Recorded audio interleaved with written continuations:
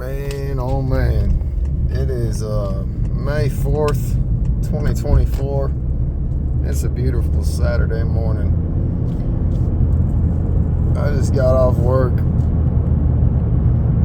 I got a lot of stuff I want to make videos about, guys. I've just been so busy. It's like I'm either talking to someone on the phone or I'm doing something. I haven't been able to get the videos in. But we're going to just randomly talk about something right now. And we're going to talk about how quickly things change in the aspect of MMA. The landscape of MMA. So what was it? Are we even at the 3-year anniversary of Alex Pereira signing with the UFC? And if we are, I think we're approaching it. I think it's very close to this time of the year that Alex first signed with the UFC. I remember the day he signed with the UFC because I saw a post about it, and then I end up looking up more of his fights and everything, and I think I even made a post and tagged Israel in it. But I would say 98% of UFC fans did not know who Alex Pereira was. And Israel Adesanya was already on the top of his game. Like, he was the guy. He was the top guy to beat there for about 2 years.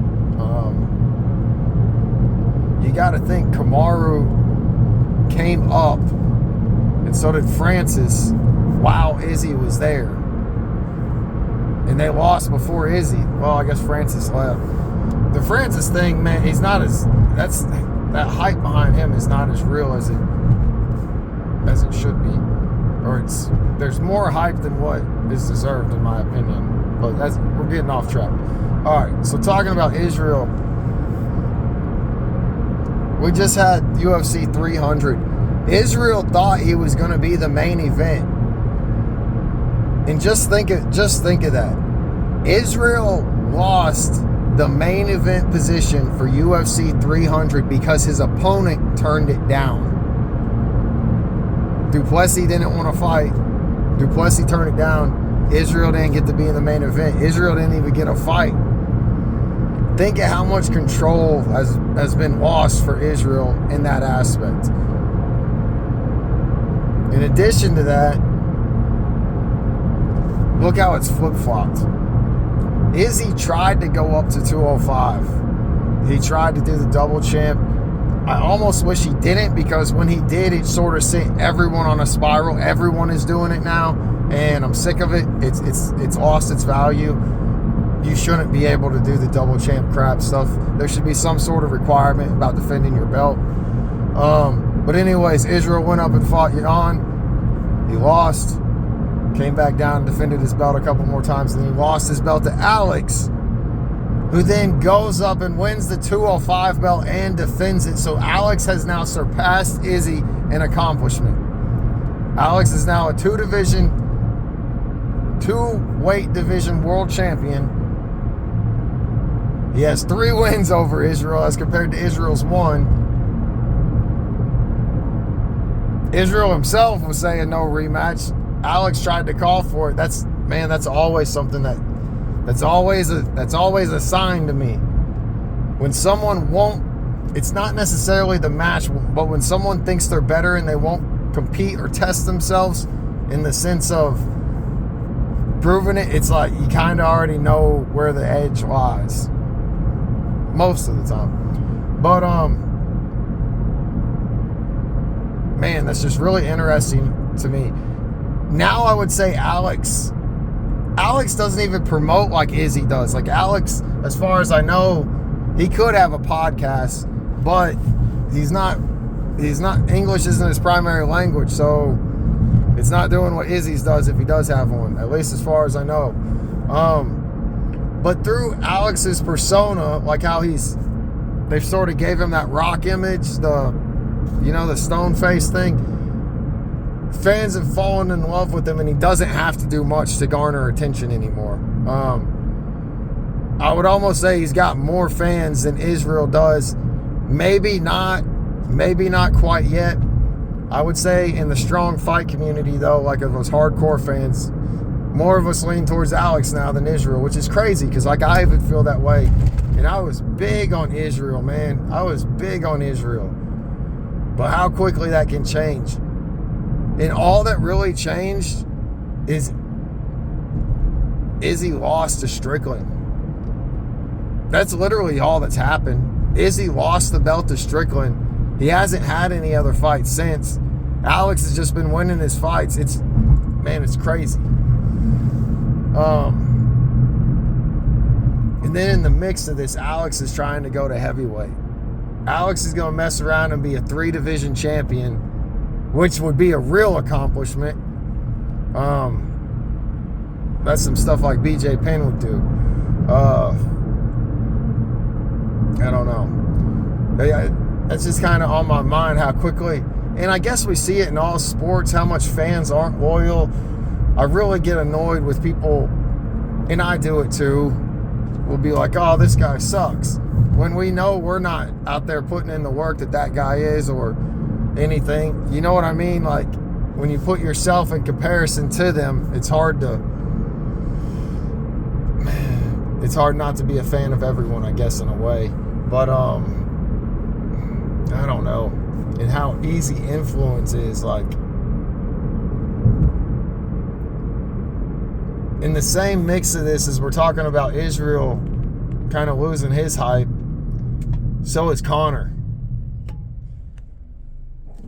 You guys got to understand something. If you weren't aware of this, a lot of times Conor, other fighters would too, they would announce a fight to get a fight. Like, they'd get on Twitter and they would say, I just signed to fight so-and-so on whatever date. Just waiting on them to sign the contract. When there was no contract presented, but it gets the media going enough and it gets the fans going enough, the fans start bugging the other fighter. The other fighter's kind of like, oh, fuck, I'll beat your ass. And then the promotion's just kind of left like, well, what else are we going to do? Everyone's expecting this now, and that seems to be what everyone wants. The last few times Conor's tried that, it's gotten completely shut down instantly by Dana, which was really shocking to see. And I think I even made a video a while back about Conor maybe not being 100%, because that was the first time I really saw Dana shut that video down. Like, Conor's influence didn't fall off quickly like Israel seems to have, which Israel could get it back very quickly. Conor's has been a slow decline, obviously, not competing and everything, but it's interesting to see it happen and to wonder why, especially with Conor. I feel like a lot of the UFC financial burdens going on, which if you watch my videos, you know about that. A lot of that, they were rushing Conor back last year, and then so much so they changed their drug testing program that they created, and still didn't get Conor back. None of it made sense. Like, I don't know, something's not adding up. If I had to guess, I would say they wanted Conor back, and then once they really got around Conor, I think Conor has an addiction issue going on. But who knows? Hopefully it gets better. I think I'm going to stop there. This one was just kind of rambling a little bit today. Sort of just talking about how Israel, 3 years ago, man, he was the guy. And now he's getting bumped out of main events because his opponent pulls out. That's just interesting. That's really, really interesting. He didn't just get bumped out of the main event. He got bumped off the whole card. And then Conor's influence falling off. That's been really interesting. It's going to be really interesting to see how that plays out. I don't really anticipate Conor performing that well against Chandler. I don't anticipate Chandler performing that well. He's kind of just a tank. Goes out there and takes a lot of hits, and sometimes he runs over him, sometimes he don't. I don't know. But yeah, that's where we're going to end it today. That's a 10-minute video. This Concepts with Kimbler. Like and subscribe. I'm at the War Lab. Oh, and I'm on a new schedule. If you've made it this far in the video, you always got to DM me if you want training or if you want to practice. I don't really put anything public. Space is limited, and it's not open to the fucking public. That's the easiest way to put it. Not everybody's invited to the lab. But get at me. We got a new schedule. I got entire days off now where I'll either work 3 days in a week or 4 days in a week. So I end up with actual days off where I can train people at night and stuff too. About to get back in some gyms in town. Going on a little tour of the city. But yeah, y'all have a good one.